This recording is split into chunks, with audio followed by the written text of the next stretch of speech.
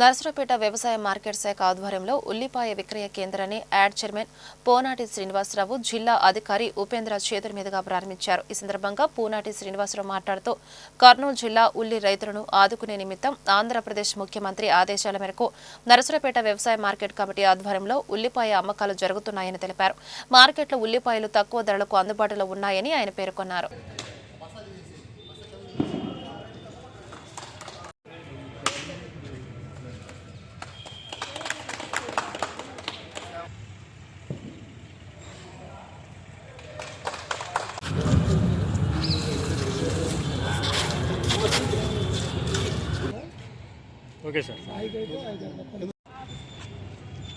Okay sir. Narasaraopet market committee chairman Ponati Srinivasarao గారు చెప్పినట్లుగా ఇప్పుడు కర్నూలులో ఉల్లి సంక్షోభం నడుస్తుంది. అంటే గిట్టుబాటు ధర లేక ఒకేసారి ఎక్కువ దిగుబడులు రావడం మూలంగా రైతులు పడే కష్టాలు చూసి మన గౌరవ ముఖ్యమంత్రి గారు అక్కడ పండించిన ప్రతి పంట కొనుగోలు చేసేసి రైతుకు నష్టపోని విధంగా చాలా ఎక్కువ రేటుకి 12 రూపాయలు కొనుగోలు చేస్తున్నారు. ఇక్కడ రాష్ట్ర వ్యాప్తంగా ఉండే అన్ని రైతు బజార్లలో కానీ మార్కెట్ యార్డ్లలో కానీ అమ్మించడం జరుగుతుంది.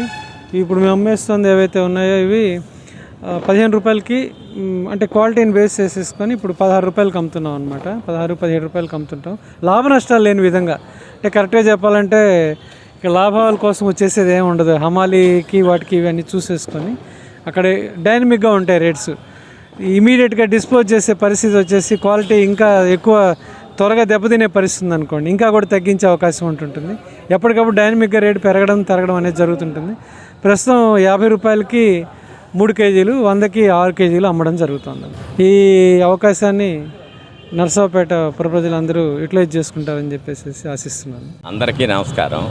ఈరోజు నర్సరావుపేట మార్కెట్ యార్డ్ నందు రాష్ట్ర ప్రభుత్వం కర్నూలు రైతులు ఉల్లి ధర పతనం అవడంతో చంద్రబాబు నాయుడు గారు చనువుతో కర్నూలు జిల్లాలో పండించిన ప్రతి కేజీని ప్రభుత్వం కొనుగోలు చేసి మార్కెట్ యార్డ్ ద్వారా మార్కెట్ వాళ్ళు ఆధ్వర్యంలో నర్సరావుపేట పరిసర ప్రాంత వాసులందరికీ అందుబాటు రేట్లో ఉల్లిపాయలు విక్రయించడం జరుగుతుంది. ఇదే విధంగా రాష్ట్రం మొత్తం కూడా చంద్రబాబు నాయుడు ఆధ్వర్యంలో అన్ని యార్డ్లందు రైతు బజార్ల ద్వారా ఉల్లి తక్కువ రేటుకే వినియోగదారులకు అందించడం జరుగుతుంది.